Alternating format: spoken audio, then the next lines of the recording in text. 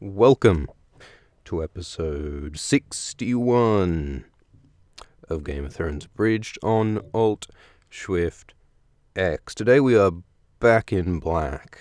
We're returning to the Night's Watch, to Jon Snow, our favourite teenage, mopey, yet heroic protagonist. That's how we like our protagonists in Game of Thrones. We like them heroic, we like them brave, we like them bold, we like them to go where no man or Khaleesi has gone before. We like them to do what no one else will do, but we also like them to complain about it. Because there's nothing worse than a hero who just does the thing, but has no pain. Who has the answers but none of the questions. The Bruce Willises of the world, the Arnold Schwarzeneggers, the ones who go in and just, punch the bad guys and shoot the things and sleep with the blondes, and then that's a boring protagonist. Like, they gotta show a little bit of, human heart and conflict with itself, right? They gotta show a little bit of, But sometimes it can get too much. Sometimes the protagonists are a little bit too, oh, my life is so hard, oh, no one understands, oh. And we do get a bit of that in this Jon Snow chapter. He is a teenager, he is wearing black a lot, he's for most intents and purposes an emo, so there is a certain amount of moping to be expected. Anyway, welcome everybody to the chat. We are not even going to slow down. We are rolling like a wheel. Well, I think one of the saints, one of the more obscure saints, one of his punishments, because a lot of the saints seem to have gotten canonized, or whatever the term is, turned into saints, for having had some horrible thing happen to them. Every second saint in the Catholic pantheon has some awful story of some horrifically creative punishment that was inflicted on the saint. And I'm pretty sure one saint was strapped to a wheel. There was a big wooden wheel that was correct, and the saint was strapped to the wheel like the Vitruvian Man. How do you pronounce it? Vitruvian Man? The Da Vinci's bloke. And they strapped him to the wheel and they just rolled him downhill. they just rolled him downhill like the robot in the circle in Westworld, the Vitruvian Man, and he just went on rolling. Could you imagine what that would do to your head? Does anyone know if that's true, or if I'm making it up? Is there a saint who was strapped to a wheel and rolled down a hill? Well, anyway, that saint is a metaphor for this episode, because this episode we are going to be rolling down the hill. We are going to be gaining velocity, gaining speed. By the way, has anyone played that video game called Inside? Inside is really great. It's an indie game. It's a few hours long. It's very unusual. It's very story driven. It's very atmospheric. It's very dark. It's very strange. And no spoilers, but that game ends with a scene that resembles a saint going down a hill on a wheel. That's all I'll say. So we've got two metaphors now for just how speedy and efficient this episode's going to be. All right. Don't spoil the game in the comments, guys. So today we are reading John VIII.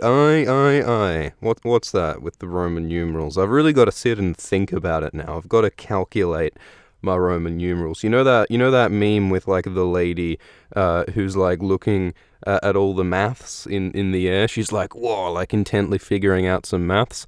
That's Alt Swift X when we're doing the bit with the Roman numerals. He's figuring out all of the complex numbers, except in this case they're letters, they're V's and I's. Yes, it is 8. Thank you, everybody in the comments, except for Subject X, who insisted on 9. Subject X is living in a slightly different universe than the rest of us.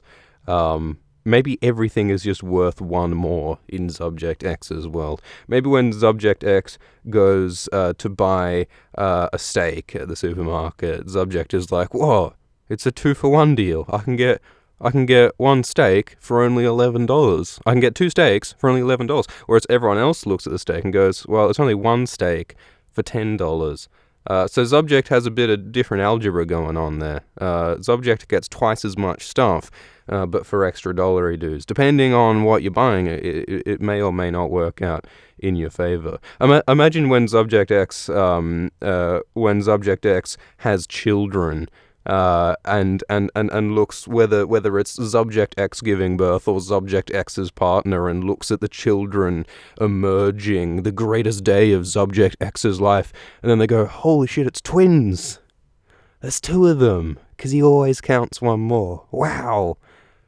Twins, or triplets if they actually are twins. It could get really confusing adding one like that. But anyway, let's get back into the chapter. No, we've said some things about the chapter. We said that it's number 8. Anyway, so we begin this chapter. We begin this chapter with a wonderful expression of concern from one man to another. We get a bit of compassion. We get a bit of deep soul searching.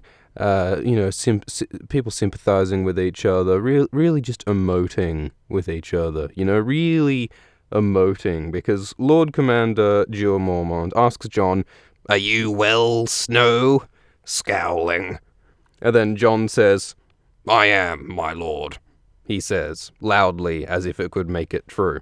So we get this wonderful expression of male pain to one another, where John's just gotten attacked by a zombie, burned by his hand, and Mormont's like, "Are you well?" And John's like, "Yes, sir, I am well indeed, fighting fit and ready to kick some more zombie buttholes, sir. I am on point on the attack and on schedule, sir. Yes, sir."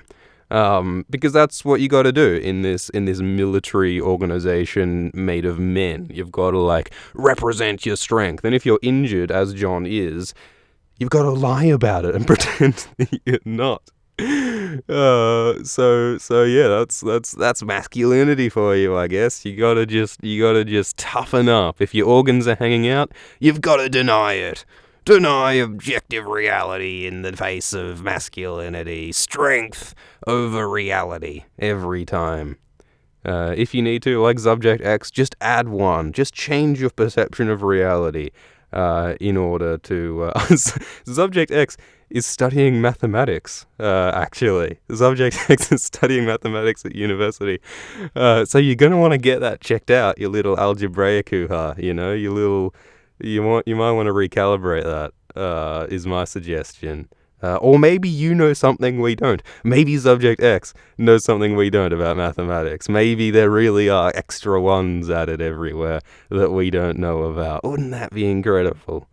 I hope so. Maybe Subject X. We're going to see in the newspaper. Can you imagine the headlines tomorrow? Mathematician Subject X discovers that all numbers are slightly bigger than we actually thought they were. Incredible. That changes everything. Do you know what that means? That means that there are 2 moons. What kind of an effect will that have on the seasons and on the tides and on the whole natural cycle? There are 2 moons. There are 2 suns. There are 2 earths. And there are 2 Subject X's. My God. There are twice as many to make the discovery. There are some profound implications here from this little mathematical mix-up.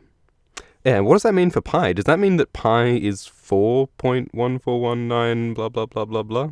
I don't know many digits of pi. Anyway, so John and Joe are having a chat, and John's like, "Yep, I'm totally fine. Ignore my hideously burned flesh. I'm dope. I like it this way. I prefer my flesh burned. It's like crispy bacon. If I get hungry, I can have a little snack, have a little nibble at my finglets. That's what you do at the Night's Watch, because you're tough men. You don't think twice about eating your own flesh if you have to, because we're utilitarian, we're tough, and we don't give up we don't betray any vulnerability, because we are tough men." And so John's like, "Yeah, I'm fine, mate. Yep, all good, 100%. Dinky die, couldn't be better. I wish zombies attacked me more often. frankly, because it makes me feel good. It's great. Not that feelings matter, again, because I'm a man. Feelings are irrelevant. But yeah, nah, just love getting attacked by zombies. It's great. And then Jaw says the same. Jaw's like, yep, A+, mate. True blue, dinky die, all good from me. Won't hear no complaints. I just love getting attacked by zombies. It's great. And so Jaw and John have that conversation. And yes, John is burned. John is burned. Because when he burned the zombie, the white that was attacking Joe Mormont, he used some invigorating, yes. The zombie attacks are invigorating. They just fill me with fresh energy. It's like a detox. I just wake up, feeling good, feeling fresh. Nothing like a zombie attack to start the morning. That's right, Stephanie Morris. Oh, Stephanie Morris is the great betrayer, isn't she? For the pieces of silver. Let's not shame Stephanie. And so John's like, yeah, I'm all burned up, but it's just crispy bacon, so it's like A+, okay.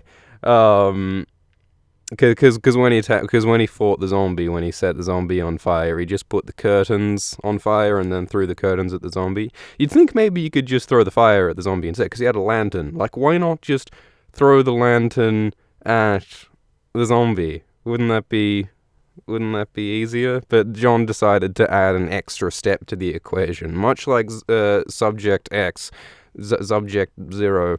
I've forgotten your name already.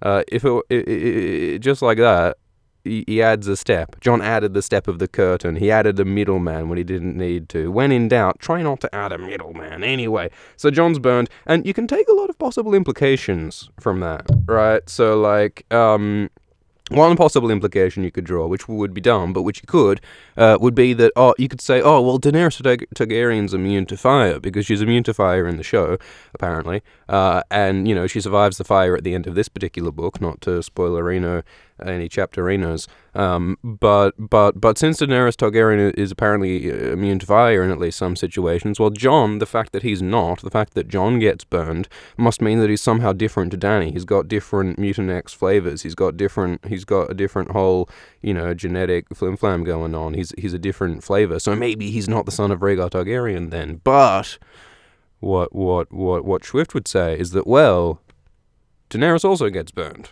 In her 10th chapter in A Dance with Dragons, Daenerys gets burned. So it's no more meaningful that Jon gets burned than the fact that she gets burned. There's really no special significance to this particular burning as far as anyone can tell. Not to say that it isn't a cool idea. That one thing that people were speculating when Jon Snow was dead. Remember that time when Jon Snow was dead? Remember that brief moment in history when the protagonist of this bloody series was dead?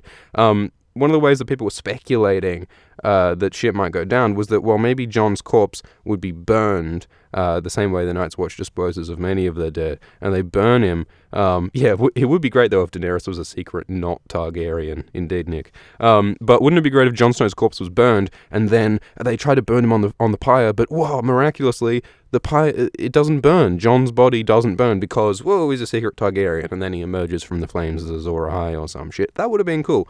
But probably not going to happen. This is the chapter after the White Steel and Fur. And so, the burning doesn't really have any significance in terms of Daenerys and the whole Targaryen fire resistance thing.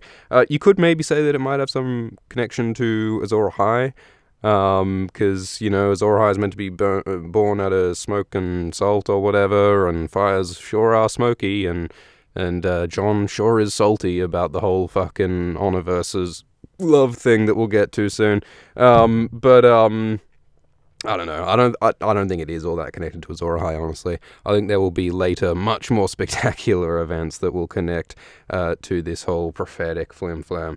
All right. So here's the true significance then. I think we can dismiss the whole Daenerys Targaryen fire resistance, and I think we can dismiss the whole Azor Ahai connection, but what we cannot dismiss, the significance of Jon's burning in this chapter, is that just last chapter, Catelyn Stark suggested that she would like to roast Walder Frey on a spit.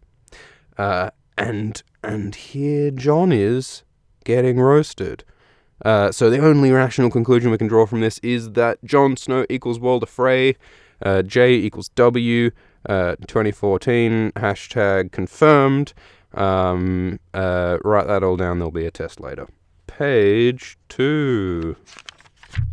Quarkes, yes, there is such a thing as Valyrian steel armor, and Euron Greyjoy has some, in the sample chapter called The Forsaken for the Winds of Winter.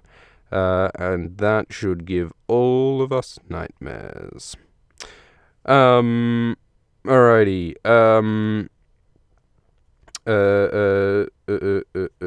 So John's hand is a little banged up. It's a little warm. It's a little burned. He says that there are blisters between his fingers as big as roaches, which I think might be pretty useless as a simile, honestly, as big as roaches. Because, roaches come in all sizes, right? There are lots of there are little baby roaches that are just little tiny, and there are also big old roaches, the big uns. There are actually some crazy big roaches. There are like some roaches who live in like the fucking jungles of Indonesia or some shit that are like big as like not a fist, but like a small fist, like a baby's fist. We're using the fist sliding scale of measurements. There are some large roaches, is all I'm trying to say. Which means that saying something is as big as a roach is like saying it's as big as a cloud. Like well, all right, that's a bad metaphor to attack a bad simile. But it's like saying it's as big as. Well, it's as big as a fist, because fists are varying in their sizes as well, right? There are some large fists, there are some small fists. So we're using one thing of variable size to illustrate how another thing of variable size is a poor analogy for another thing of variable size. So clarity is what defines Alt-Shift X. And they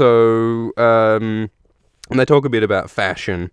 Because, of course, this is a very emotionally raw conversation that Jon and Jorah are having. They're really just opening their hearts to one another. And so they talk about their insecurities about their appearance. So Jon is like, my hand's all burned. But, like, Jorah is like, scarred hand is nothing because you'll be wearing a glove most of the time. So they're all very practical and utilitarian about that. And then Jon has a big old paragraph describing the pain, the suffering, the writhing. Oh. So Jon had a pretty bad time with the burn, which you would. But I wonder what the purpose is of this paragraph, focusing so much on Jon's pain. Is this meant to be the fire that forges him into a tougher man? Is that what this pain is meant to represent? Because otherwise I'm not sure. Like, what's the point of Jon going through this suffering? Is it necessary for a hero to experience pain just in order to, be all tough and stuff? Maybe? Don't know. Anyway, and by the way, interesting tidbit. So while he was having these like pain nightmares, he saw the corpse with the blue eyes, the White he was fighting, but the White had his father's face. So we got some kind of Freudian bullshit here where the enemy is wearing the face of his father. So Jon's psyche is all tied up in this like paternal relationship with his father and the enemy and the fighting and the Oedipus and all of that shit. So you can read into that where you want to read into it. So Tywin and Hake returned last night, and they found no sign of Benjen Stark. They're still trying to find Benjen Stark, but no one seems to know where he is. They've misplaced their Benjen. It's like where's Wally? Like where's in German it's called Wo ist Walter? Wo ist meine Walter? Wo ist meine kleine Walter? Walter ist nicht tot. Walter ist sehr gut. Walter ist mein Meerschweinchen. Wo ist mein Walter? That's what they call Where's Wally in Germany. And basically what Game of Thrones has turned into at this point is a great big game of Where's Wally, except instead of Where's Wally, it's Where's Benji? Where's Benjen? And Benjen's wearing black. Which makes it so much more difficult than Where's Wally. Like, Where's Wally, like the red stripes, it's quite identifiable. It's quite distinct. But Benjen's wearing all black. How are you going to find him? He could be in a shadow. He could be wherever. So it's very difficult to spot a shadow amongst a black environment. Yeah. What was that movie where the guy's like, which kind of black would you like to paint this thing in? It's in Parks and Recreation. You know, in Parks and Recreation, where Aziz, what's his character's name? Aziz Ansari is like, oh, what color black do you wanna color this thing in? And Leslie's like, they're all black, they're all the same. But then Aziz is like, no, that one's midnight. That one's panther's testicles. That one's the shadow of a moose. That one's umber, but dark and really tiny. That one's what space looks like if you close your eyes. That one, like he lists all these different kinds of black. Yeah, maybe it was John Ralphio. John Ralphio is probably the one of the better characters, just generally. Anyway, not to get sidetracked or anything, but we're discussing the disappearance of Benjen, and no one seems to know where Benjen is. Wo ist meine Benjen? So John's like, oh yeah, I actually knew that already. Like, Joe was like revealing to John the news that that Benjen hasn't been found. But John's like, oh, I already knew that. And Joe's like, what, you knew? How did you know that already? And John's like, oh, I just heard the gossip, the rumor. You know, word gets around. And Joe's like, that's meant to be confidential information. How did you... I can't keep information secret. People just keep on leaking. It's a leaker. There are leakers in the government. We need to punish these leakers. Hashtag leakers. Tweet, leakers. And so Joe complains about that, and then they talk about the whites. They talk about, all right, here's the real problem. Here's the real thing we need to discuss. There are literally zombies attacking our shit. And I feel like we need to discuss this new turn of events, this new situation. I think we need to discuss the fact that there are literally zombies attacking us in the night. That's usually a sign that you need to, like, you know, do something, respond to the situation, defend yourself when zombies are attacking you. So Joe's like, let's do something about it. And Joe talks about his old man intuition a lot of the time. He talks about, like, oh, I can feel it in my bones that winter is coming. I can feel it in my kidneys that the temperature's dropping. I can feel it in my lymph nodes that the snow's gonna blow. I can feel it in my giblets that it's gonna get pretty chilly. Like, that's what Joe Mormont says. He's always using some kind of physical... he's like a weather station. Every different part of Joe's body detects the weather in a different way. You know those little spinny wind speed ding-dongs that can measure how fast the wind is winding? He's actually got one of those on each kneecap. And then he's got, like, a thermometer behind his ear. And then he's got, like... He's got like a humidity sensor just right on the middle of his forehead. So he's the walking weather station. That's what Joe Mormont is. That's what they call him. They call him old walking weatherman. Weather Joe, you know? It's great. And so Joe says, winter is coming. And then John's like, shit, that's my meme. You can't say my meme. I'm the Stark. Winter is coming. Indeed, Andreas, and a barometer up his arse. Arse. That's quite a inventive way to say arse, I would say. I don't know how you spell arse in your country, Andreas, but I like that variation.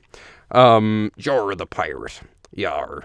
And so they talk about winter is coming, and the point here is doom and gloom, grim omens is what we're trying to communicate here. So we talk about the foreshadowing for bad shit to happen. That's what we're talking about.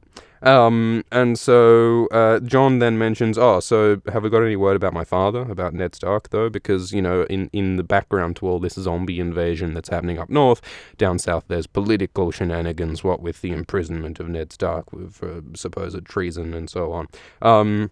And when John asks, Mormont's raven, Mormont's bird, his little pet birdie, oh god, you know how JonTron has that little parrot? There's a YouTuber called JonTron who's quite an interesting character for a number of reasons. Is JonTron, but he's got a little parrot sitting on his shoulder, which is quite a great accessory on JonTron's shoulder. Basically, this bird, this raven that Mormont keeps, is like the parrot to Jaws JonTron. in this situation. We're changing analogies. We're switching gears, guys. Jor is no longer a weather station man. He's now Jontron. I want you to imagine Jontron's face whenever we describe Jor from now on. Yeah, the burb. It's called a burb, isn't it? I'm not very up to date on the Jontron memes, I confess. But we're all going to learn something today.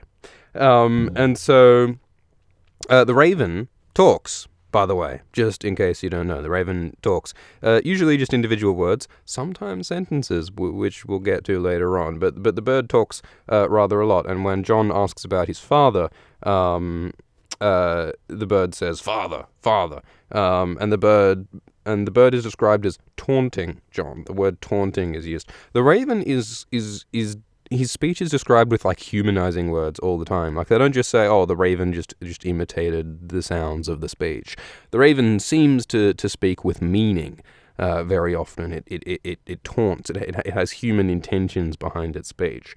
And what many people suspect, if you're not already aware, is that Bloodraven, the three-eyed crow, the psychic tree boy with the tree up in his tree, the old man Leafy, Radagast the Brown. Radagast the Brown, they call him. You know the tree wizard man up in the north that Bran hangs out with. They reckon that Bloodraven is warging, is mind controlling, is puppeteering that bird, is controlling that bird, and there's good reason that we'll get to later on that is supported by. So maybe when the Raven talks, Bloodraven is talking through him to some extent. Although it does seem to some extent the Raven is also just a raven that wants to eat corn, because yes, the Raven talks about corn a lot. So it's hard to say. But at any given time there might be a bit of Raven, but also a bit of Bloodraven in this Raven. Just to be clear. All right. Jenny Kiri is asking for someone to stand next to Ultra X and hit me every time we get off on too much of a tangent, and we got that actually. We got Juan here is next to me, and Juan is the official Ultra X hitter. He's just got a 2x4 and a stern expression on his face. Juan is more forgiving but look, he's all right. He's glaring at me, so we'll keep moving. Thanks, Juan. So the Lord Commander tries to pinch the Raven's beak shut as a way to shut it up, which is kind of funny. And Mormont complains that grief and noise is all that you get from a bloody raven. Why do I put up with that pestilential bird? Why does he? It's a very good question. Why does Jor, this masculine, practical utilitarian guy, why is he wasting corn on a bird? Yes, I feed one corn. Yes, that's correct. And Mormont complains about the bird. Why does Mormont keep the bird? Well, clearly, maybe Bloodraven is psychically influencing Jor to keep the bird. Maybe that's why. It's all part of a secret plot. Keep your tinfoil hats on, kids. Keep them on. Keep them strapped down. I want a whole bicycle helmet made out of tinfoil. That's the only way you're going to keep safe from Bloodraven's mind rays. Jortron, yes, indeed. And so they got this letter, and they heard about Barriss and Selmy getting kicked out of the Kingsguard, which Jor has no positive thing to say about. He reckons it's pretty bullshit that the renowned knight Barristan got kicked off the Kingsguard, and so that's probably representative of what a lot of people in Westeros feel about that.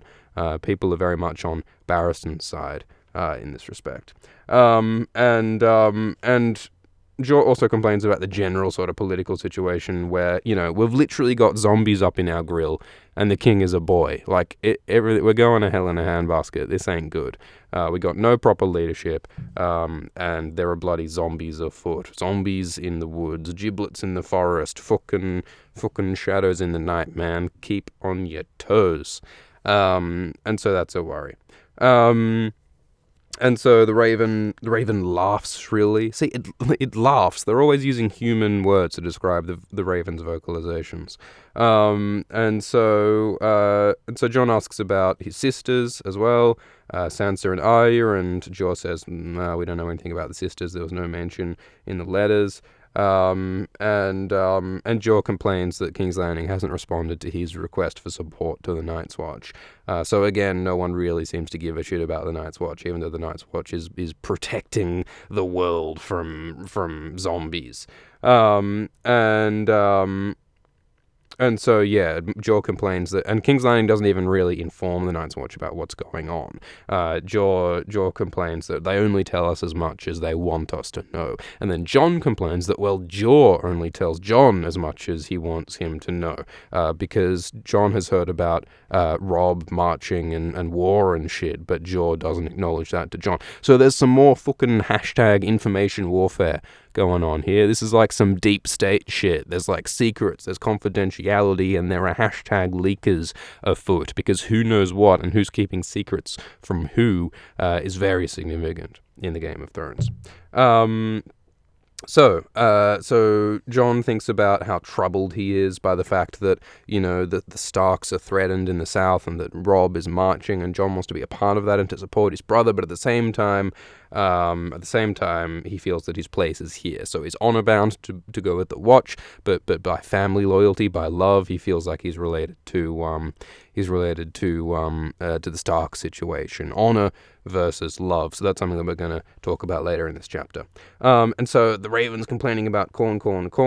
And then Mormont produces a sword. You're right, Dylan, for this is the Longclaw chapter. Probably should have given it away with the image on the stream, though, right? This is what we're about to get to with Jon and Mormont handing Jon a sword. This is the moment that we're describing in this chapter when Mormont pulls out a blade and says, "Yo, Jon, stick this in your funkin' wagnalls," is what Jor says. And the Raven cocks its head curiously.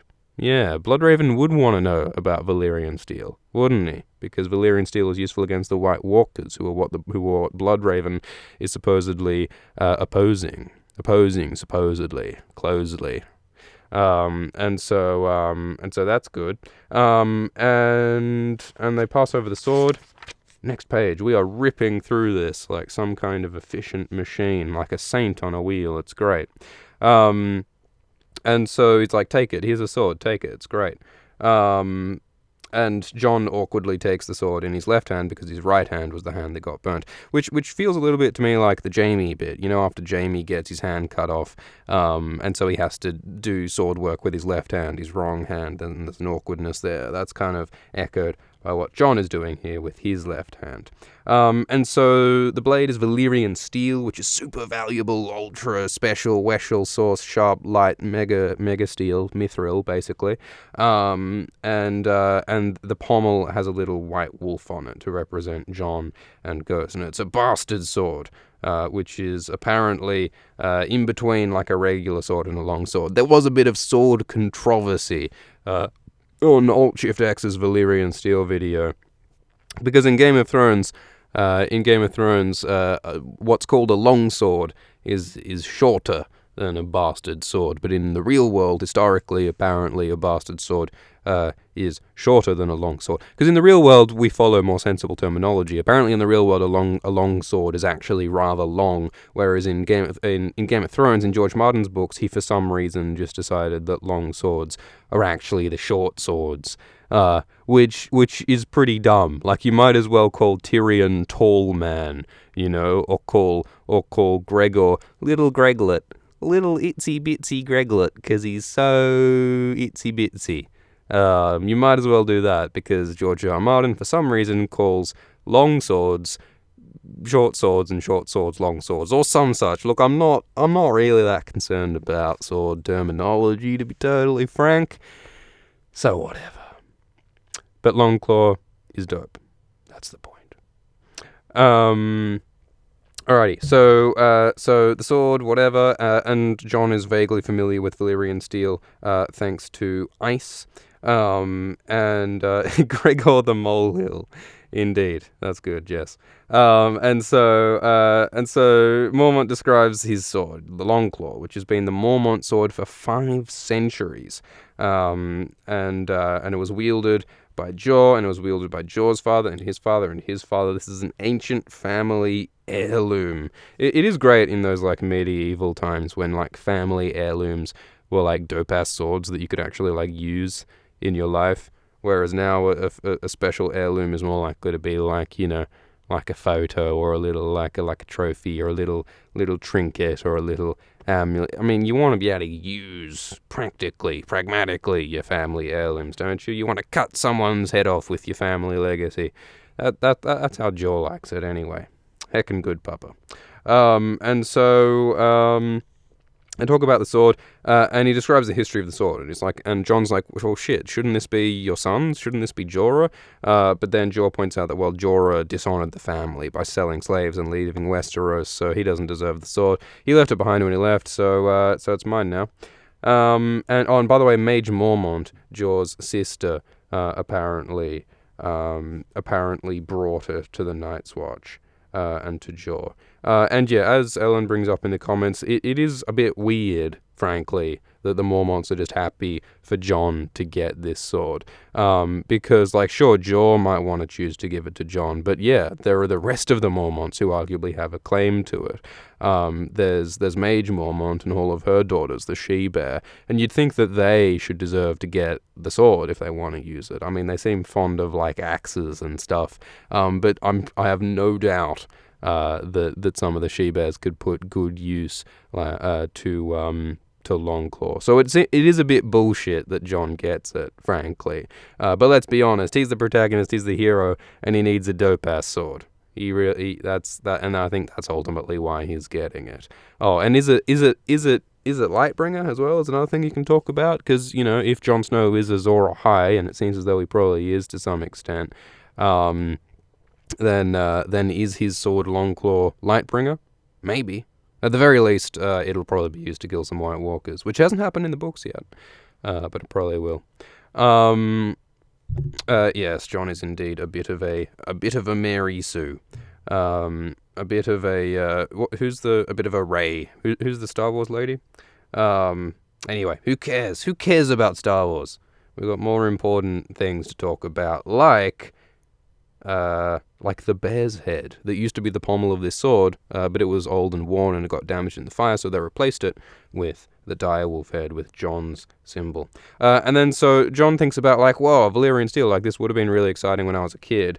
I used to dream of doing great deeds, of being a hero. He once dreamed of saving his father's life and then his father rewarding him by declaring him a true Stark and a bastard no longer, and allowing him to bear Ice, the family sword of the Starks. Ice was the sword that Jon always wanted, but here he is being given another family sword. So this is a really weird emotional thing for Jon. He's sort of getting what he wants, but in a different flavor to what he really wanted. What he really wanted was acceptance with his family as a Stark. I have no right to this, he thinks. And so he's got all these really guilty emotions over accepting someone else's sword.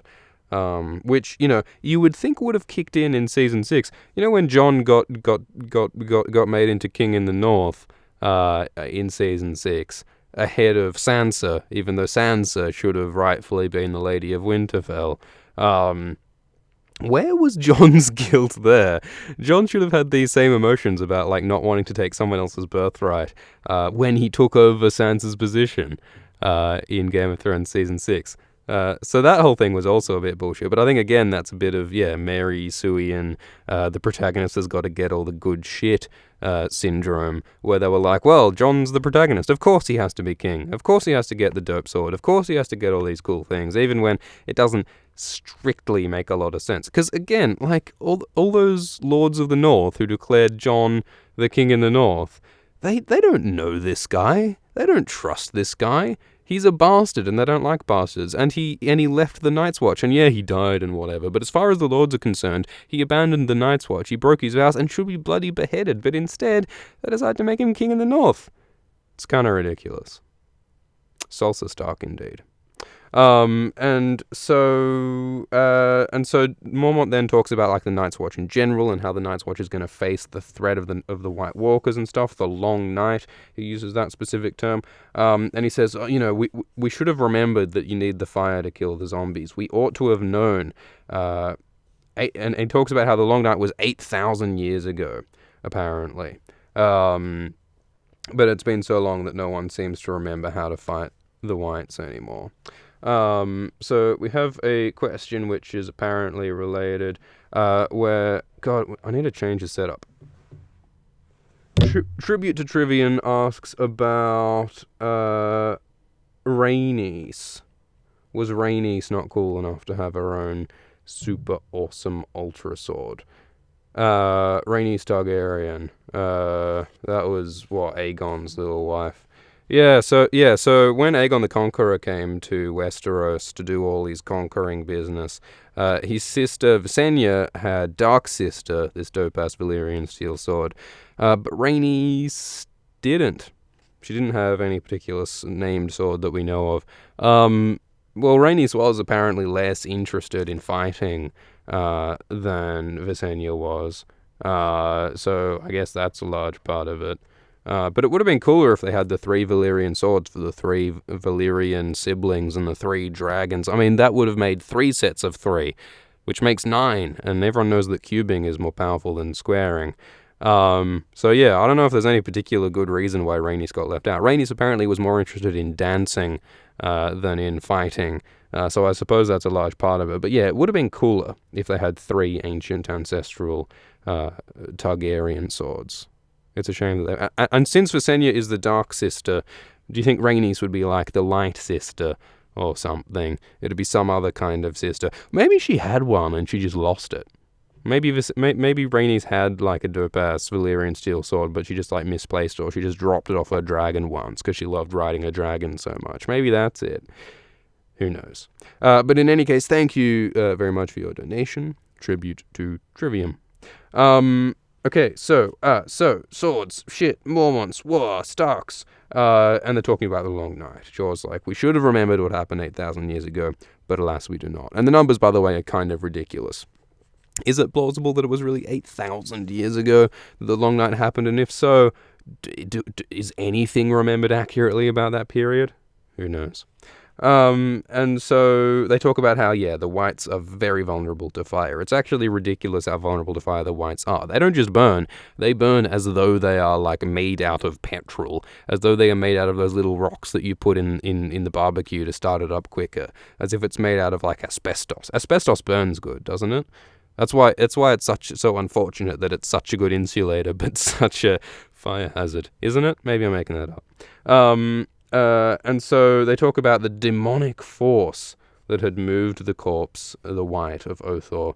That demonic force was apparently driven out by the flames, which is an interesting kind of wording, because it somehow suggests that there's some kind of like outside force, outside intelligence controlling the White. So because we have a lot of questions about how Whites work, how the zombies work. Like we're told that they remember things from their old lives, supposedly. So like, are the Whites in some sense still the people who they were when they were alive? But with just changed motivations? Or are they just empty bodies, shells who are being inhabited by some other totally alien outside intelligence, as seems to be suggested by this wording? Are they being essentially warged by the Night King, or by whatever White Walkers is controlling them? Is it the same kind of magic that Bloodraven uses to control people? We have a lot of questions about how the whitery works. Is it fireproof? Is asbestos fireproof? Oh, okay. Completely wrong. Asbestos is not fiery, it's fireproof.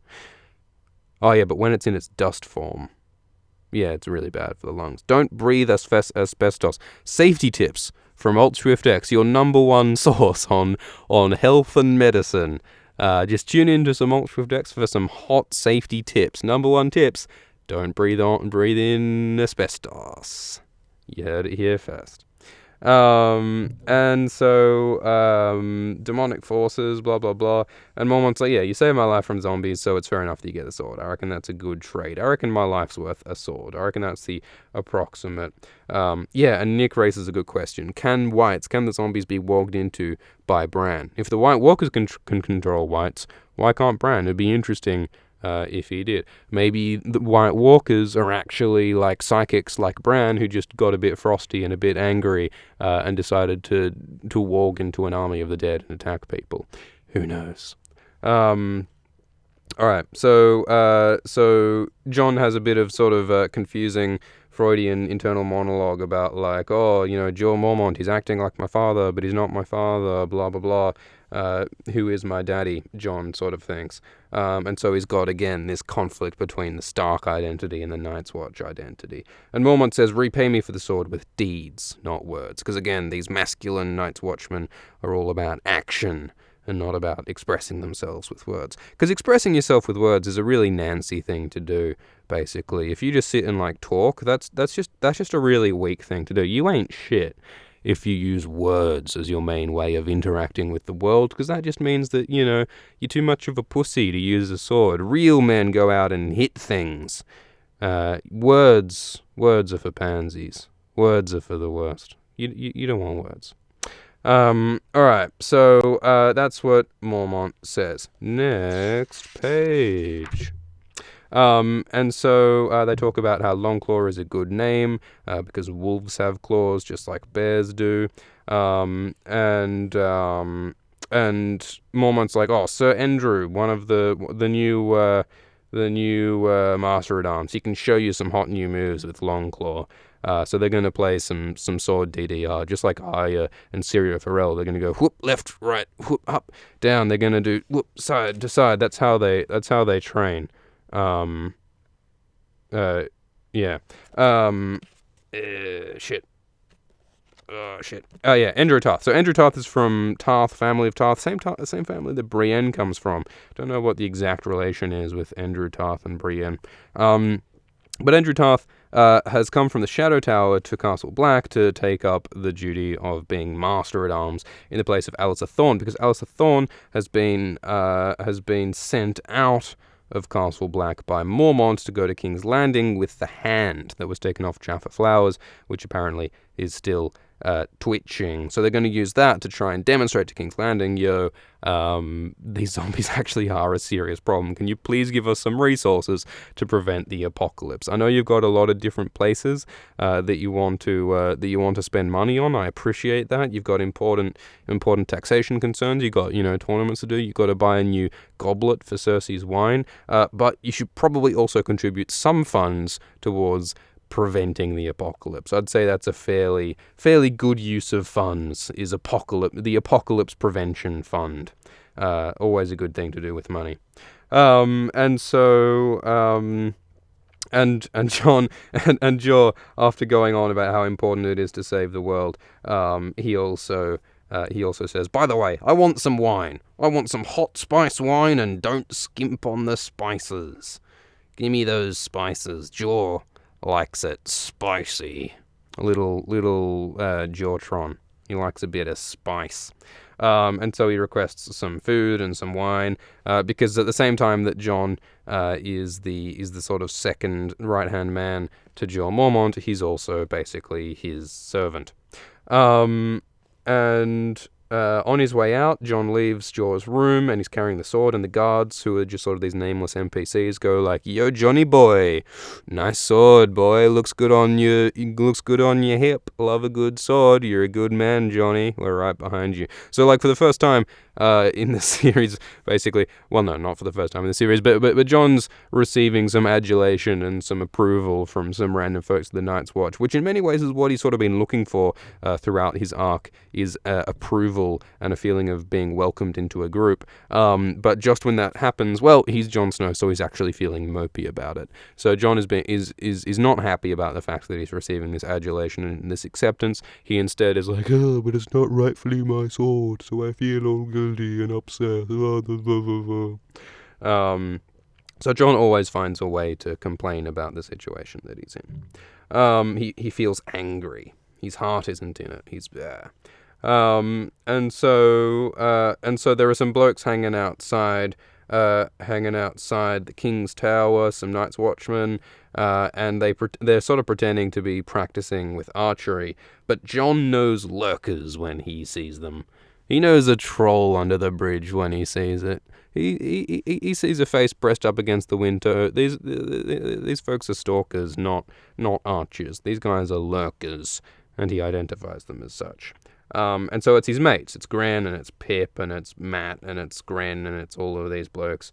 And they're like, oh, we want to see the sword. And John's like, that was meant to be confidential information that I had the sword. Fucking leakers up in this shiz again. Leakers everywhere. Hashtag.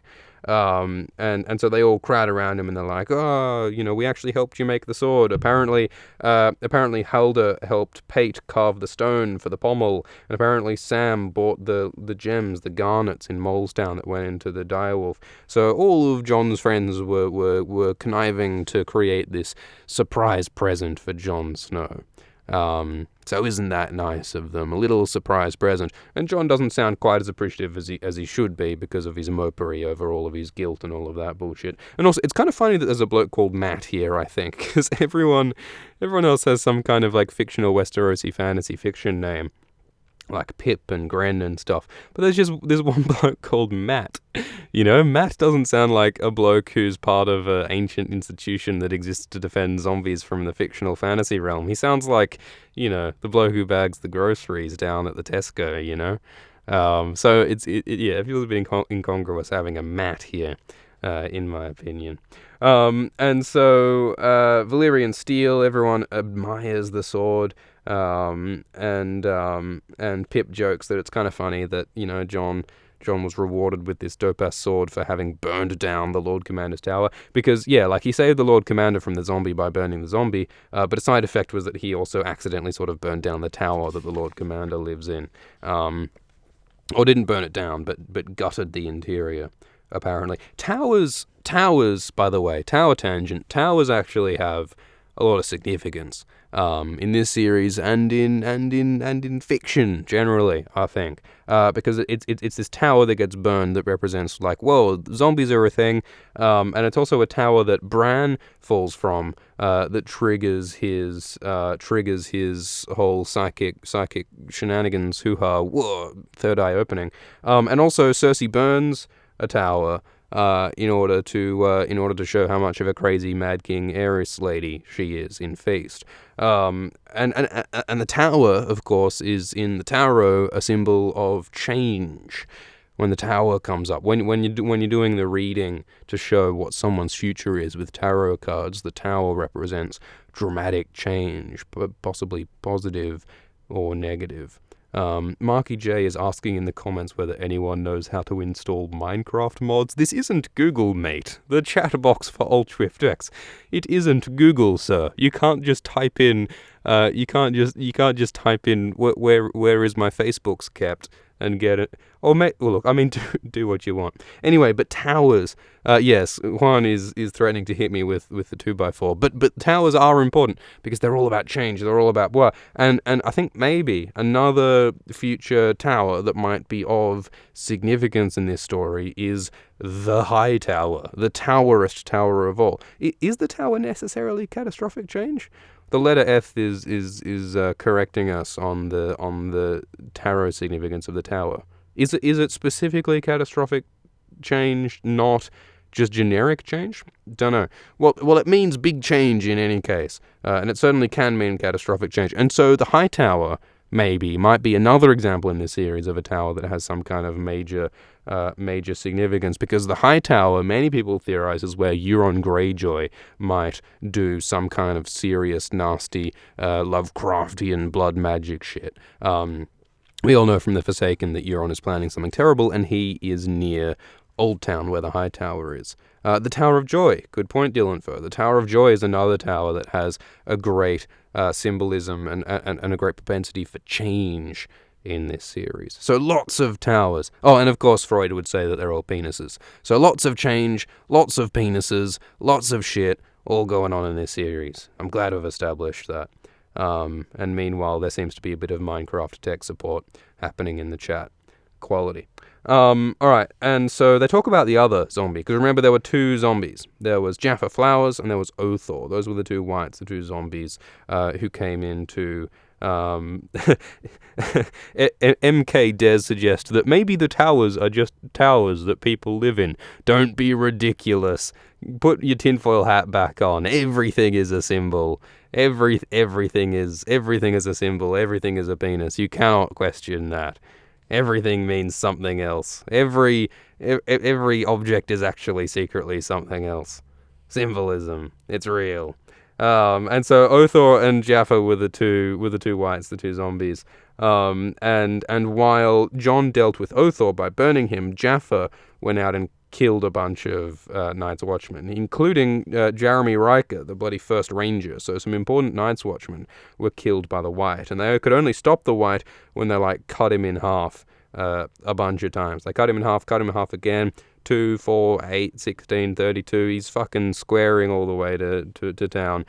They cut off Jaffa Flowers until he stopped moving. And Jeremy Riker beheaded Jaffa Flowers, and then Jaffa Flowers killed him. The headless corpse kept on fighting. So just to give you an indication of just how resilient and scary these zombies are. And indeed, how targeted they are in their attacks. So one zombie, Othor, went to go and try and kill Jor Mormont, while yes, sorry to interrupt, but good point. If all towers are secretly penises, then all penises are secretly towers. Or in some cases, they're actually fat pink masts.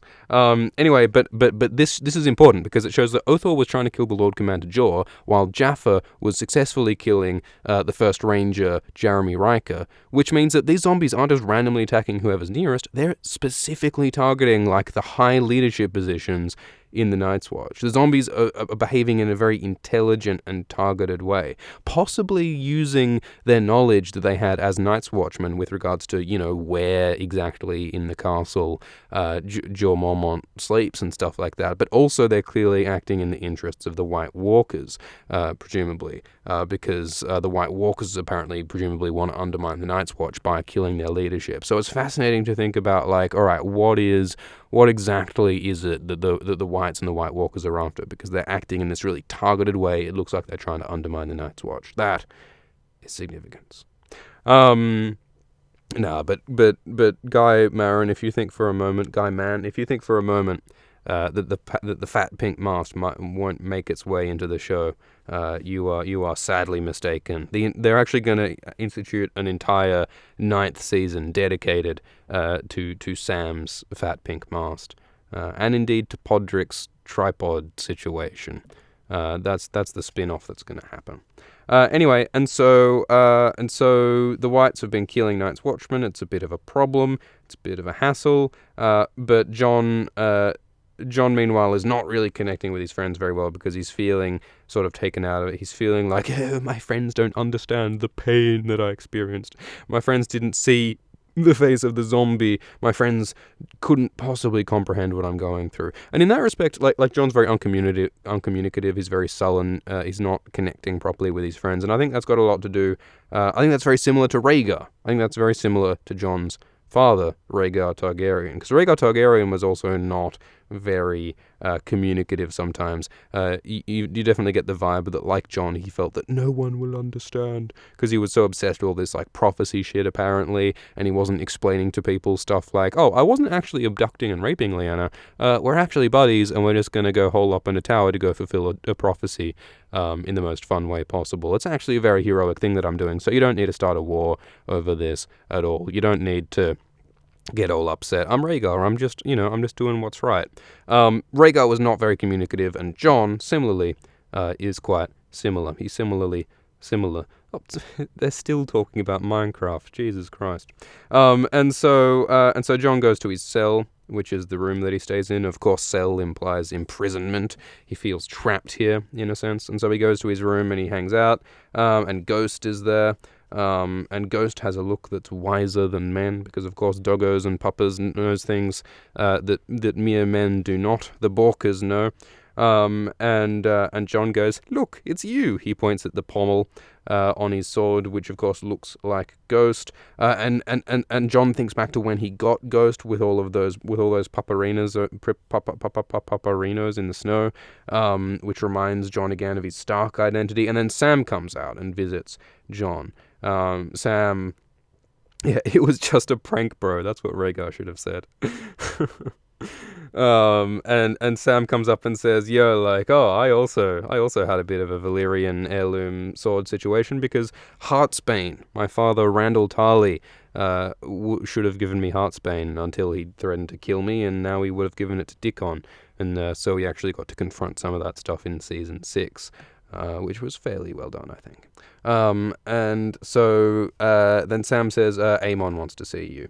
And then Sam says, "Why does Aemon want to see me?" And then John says, "Oh, you, Sam, told Aemon that you, Sam, told me, John, that the political stuff is happening in the south and that Robb is marching." So we've got another ridiculous example of a bit of information warfare, a bit of leaking, a bit of hashtagging, because Sam has leaked to Aemon the fact that Sam had leaked to John the fact about Robb Stark. There is some convoluted secret information movement going on here. But the point is that now Aemon has summoned John. And so Aemon is feeding the ravens with little chunks of meat. And he talks about the nature of ravens and how ravens are a rare bird in that it's smart and it's strong, and that's why they use it to deliver messages instead of other kinds of birds. You can train a sparrow or a pigeon to deliver messages, but they prefer to use ravens because they're smarter and stronger. And by the way, Jeor Mormont's raven likes to eat corn and fruit and other vegetarian things, whereas other ravens like to eat meat.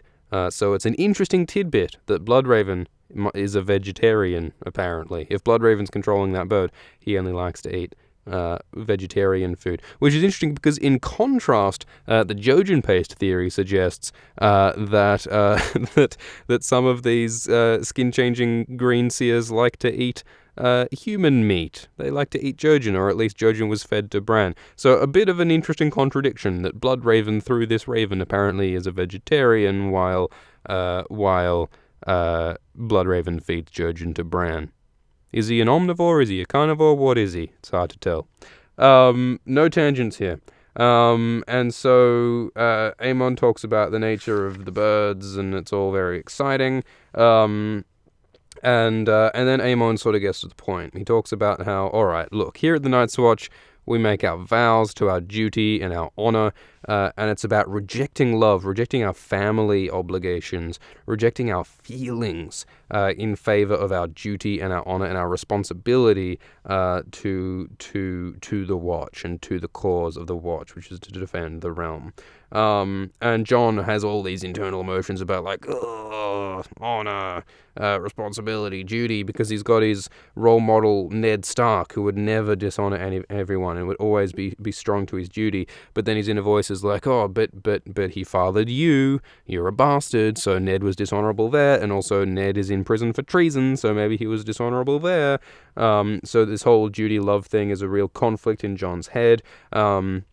And then Aemon talks very emotionally about, what is duty in the face of a woman's love? What is duty against having a child or having a brother or having love? These human connections, these family connections can overwhelm duty, and so it's difficult to commit to duty. And so the never quite it never goes unquestioned, the idea that you should reject love in the favor of duty, which of course is very much questionable.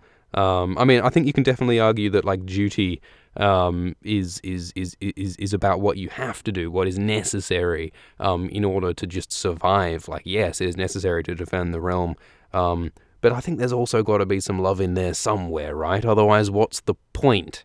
What's the point of saving the world unless people can be nice to each other and love each other and have a nice time? There's no point in using your honor to save the world if the world is going to be left loveless and pointless. There's surely got to be a bit of both. But maybe some people at the Night's Watch, the point of the Night's Watch is that they live for duty and honor so that others can live happier, more pleasant lives. Maybe that's the idea. But anyway, so Aemon talks about how, yeah, look, it's difficult, but you've got to reject love in the name of duty and honor. And that's what the Night's Watch vows are all about. And he talks about some examples of when people at the Night's Watch kept their vows. So back during Aegon's conquest, when Aegon Targaryen killed Black Harren Hoare at Harrenhal, Harren's brother, Harren the Black's brother, was the Lord Commander of the Night's Watch, which is pretty crazy. And so Harren's brother had to sit there and watch his brother get roasted alive, his entire empire and his kingdom get destroyed by Aegon, and he chose to stay. He kept his duty. He stayed with the Night's Watch. He wasn't tempted to march south and to fight with his brother. Of course, you wouldn't be, given that Aegon had 3 dragons, and you'd be too late anyway, probably. But anyway, and so that Lord Commander stayed strong and stayed with the Night's Watch. And then another time, before that, thousands of years before that, the Andals, that ethnic group, came to Westeros and destroyed the First Men, who were the original human inhabitants of Westeros, apparently. And even then, the Night's Watch existed then. The Night's Watch was originally a First Men institution, and while the First Men of the Night's Watch watched the genocide, almost, of their people across the continent that they defended, they stayed. They stayed true to the job of the Night's Watch, and they didn't leave their post. Which, again, is probably something you can question, given how long ago it happened. But that's pretty crazy, isn't it? The fact that these people watched their entire ethnic group, all their kingdoms that they were defending, get destroyed. Like, if it is the job of the Night's Watch to defend the kingdoms from existential threats like the White Walkers, the Andals destroying the kingdoms of the Knights of the First Men seems almost as bad, right? Like, the fact that the Night's Watch supposedly allowed the Andals to destroy the kingdoms of the First Men, whilst it seems like a testament to how great the magnitude is perceived of the White Walker threat.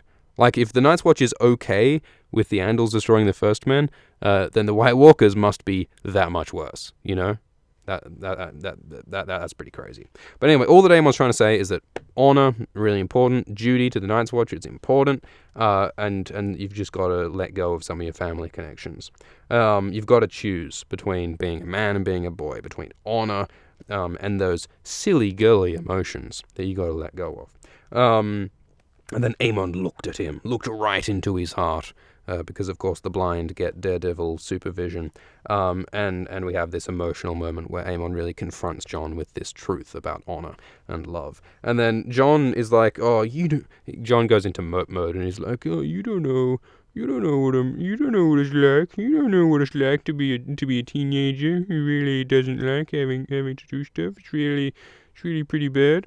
And then Jon's just like, you don't know what it's like to have to choose like this. And Aemon says, of course, you stupid teenager, of course other people know what it's like. I know what it's like. I'm like 110 years old, and I have experienced some shit as well. 3 times I have been tested. I've been forced to choose between honor and duty. Apparently 3 times, once when he was very young, once when he was old, and once when he was a man. Aemon was forced to choose between honor and love, and there are lots of different interpretations of which 3 events in Aemon's life that this actually refers to. That it's kind of disputable what's what, but the last one is for certain. The third time that Aemon was tested between love and duty was when his family, the Targaryens, were obliterated by Robert Baratheon in Robert's Rebellion. When Rhaegar died, and Aerys died, and Rhaenys died, and little Aegon died. That was Aemon's third test, when his family was slaughtered, and he had to just sit at the watch and watch. So that's pretty fucked up. The ruin of his house, Aemon describes. His family destroyed, and yet there he was, old and blind and frail, unable to do anything even if he wanted to. And that was difficult. And then Jon goes, whoa. He does a double take. He does a triple take. He does a quadruple take. He's like, what? He does that because he goes, holy shit, Aemon is a Targaryen. He is indeed Project 70, the original secret Targaryen. He is the OG of the OGs. Aemon is a secret Targaryen. No, well, not really a secret. It's not really a secret, but Jon just learns that, oh my god, Aemon is actually a Targaryen, and I never knew it. I thought he was just some stinky old man, but as it turns out, old men actually have pasts and histories, and indeed emotions, and indeed they're human beings. You all heard my story about the Hello Rock, didn't you? Because old men have tales that you can learn from, you bloody whippersnappers. Respect your elders. Is the point that's being made here. And so they talk about how, whoa, Aemon's actually a Targaryen. He talks about how his father was Maekar Targaryen, who was the king, and how Aemon's little brother Aegon IV, Egg, from Duncan Egg, ruled on after Maekar. And Aemon himself was named after Aemon the Dragon Knight, one of the most famous knights of all time. So Jon is like, wow, you're a Targaryen, you're a human. Who would have thought? And then Aemon says, "Well, now that you know that I'm a Targaryen and an actual human, I hope you listen to my words, and I hope you internalize what I'm saying about honor and love, and you choose to stay or go." What was that song they used in Stranger Things? Should I stay or should I go? That's pretty much what's going on here. So that's the end of the chapter. We've learned some hot new facts. We've learned about the information warfare leakage that's going on in the Night's Watch, the secrets, the whole sort of WikiLeaks situation that's happening in the Night's Watch. I need to improve the computer security at the Night's Watch, I think, because they keep getting hacked by one another. We also learned that Aemon is a Targaryen. We've got our first secret Targaryen, and of course there will be many more secret Targaryens. We will have Jon Snow revealed. Whoa, he's a secret Targaryen. We will have Aegon the Sixth, the young Griff, to turn out to be a secret Targaryen. What, secret Targaryen? We got Bloodraven. He's kind of a secret Targaryen. We've got Tyrion, who's of course a secret Targaryen. We've got Mance Rayder, who is secretly Rhaegar Targaryen. We've got Quaithe, who's secretly Shiera Seastar, the secret Targaryen. We've got who else have we got? We've got Dario, who is secretly Aegon the Fourth Targaryen. Lost a bit of weight. Gained a funny beard. That's the sort of disguise you need when you're 150 years old, and you are secretly a Targaryen. Everyone in this room, as Oprah might say, is a secret Targaryen. So yeah, I think that concludes this chapter. We'll do a super quick lightning round Q&A. If you've got a Q for Renee, chuck it in the comments real quick, and we'll make it. Oh yeah, Varys is also a secret Targaryen. Sir Pounce is a secret Targaryen. All true. But yes, Stephanie Morris argues that there's no way that Egg is also a Targaryen. That would be ridiculous. That would be ridiculous if Egg turned out to be a Targaryen all along. Not everyone can be a secret Targaryen. Not every bloody protagonist has to be a Targaryen, so yeah, it seems unlikely that Aegon IV is a Targaryen. Yes, Gandalf is a secret Targaryen. That's also true. Chuck me some cues. How do you install Minecraft mods? I think that's going to become the new meme of this chat. Alright, here's how you install Minecraft mods. You get the executable, the MMD file, and then you download that from minecraftarenas.org, and then you put it on a USB stick, and then you put the USB stick in the microwave for a while. Alright, so we got Colton asking the real question: did Australia ever lose a war against a bunch of birds? It's a little known chapter, a dark chapter in the history of that obscure subcontinent known as Australia. It's true. It's called the Emu War, and that's really the great conflict that forged the national identity of the Australian nation. Over in America, we of course have the American Civil War, which was like the great war, the great combat that defined the cultural shape of America for centuries to come. And in France, they have the Great French Revolution, which defined their identity and their values for centuries to come. Well, in Australia, the Australians have the Great Emu War. And basically the problem was that there were a whole lot of burbs, a lot of Jontron burbs out in the outback running around, running amok. They were instituting guerrilla warfare against the Australian agricultural sector by eating all of their grain, all of their food, and it was a problem. They were going to starve Australia. Australia was hungry, like Venezuela right now. That's actually quite a nasty situation in Venezuela right now. And the Australians were like, shit, we're going to get starved out by the emus. The emus are rising up. So we've got to respond back with force. We Australians have to band together and destroy this threat, this existential threat. It's like the long night. It's the White Walkers, man. It's the zombies. They're coming. They're coming for us. The emus are going to wipe us all out. And so the Australians got their actual army together to go and kill a bunch of emus. And so they just got a truck and a bunch of blokes and a bunch of guns and decided to go kill some burbs. And they were spectacularly unsuccessful. Spectacularly unsuccessful. Because the emus are fast, by the way. I don't know if you've met an emu.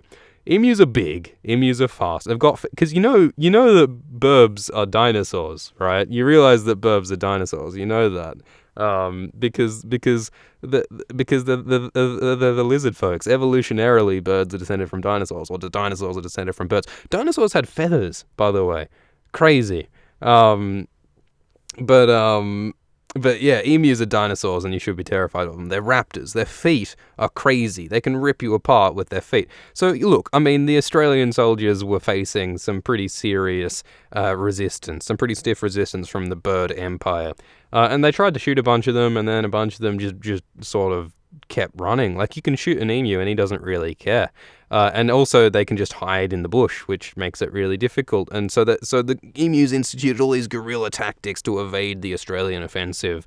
And basically the conclusion of all this is that the burbs won. I mean, the birds didn't kill any of the Australian soldiers, but the Australian soldiers barely killed any birds. It took quite a few attempts before the Australian army was successful in killing many emus. So yes, that henceforth established the flavour of Australian national character forever after. Yes, the emu was put on the coat of arms of Australia. Is there any other country in the world that has on its coat of arms a symbol of a creature that defeated it in warfare? Probably not. So yeah, anyway, that's the story of the Emu War. It's an embarrassing chapter in Australian history. Says a lot about the Australians. A bit of a chip on their shoulder ever since the emus defeated them in that great revolutionary combat called the Emu War. All right, I think that's enough for this episode. I hope you all enjoyed. I have heard from Alt Shift X that there is a video coming. The Cersei video, it's actually out already for patrons. It'll be out publicly in like a few days, probably. Not sure exactly when it'll be out publicly. But it is, for what it's worth, very good. Probably the best Alt Shift X episode, honestly. And certainly the longest. So look forward to the Cersei video. So thank you all for participating in the live stream. We will have more episodes of Game of Thrones Abridged soon. And we might do some more impromptu episodes of Alt Shift X, because it would be nice to get book 1 of Game of Thrones Abridged done before the show season begins, because we probably will not be doing Alt Shift X during Game of Thrones season 7. There will be too much going on. So ideally we'll somehow finish book 1 before then. It might be challenging to do so maybe we'll have to do a bunch of crazy impromptu Alt Shift X episodes when you least expect it. So expect Alt Shift X at any moment it could happen. So yeah. Thank you all, and have a lovely week. So long.